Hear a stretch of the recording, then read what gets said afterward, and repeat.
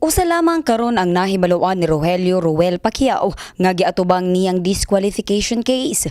Kini ang kasong gipasaka sa mga taga-Glan Sarangani Province nga naga-question sa iyahang residency sa Sarangani. Yun lang ho talaga yung Yan pa. Hindi natin alam. So okay na ho yun. As of this time, wala na tayong ibang na-receive na complaint.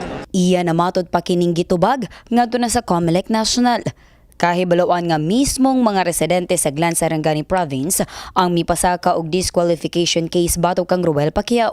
Gi-question niini ang iyang residency. Sa karon, na-dismiss na kuno kini tungod wala nagpakita sa hearing sa COMELEC National ang nagpasaka kaniya og kaso.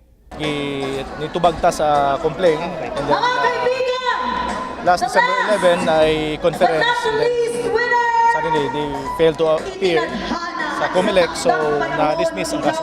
Nagtuusab si Pacquiao nga wala na'y makapugong pa sa iyahang kandidatura sa probinsya sa Sarangani. Abi Lorenzo, Brigada News.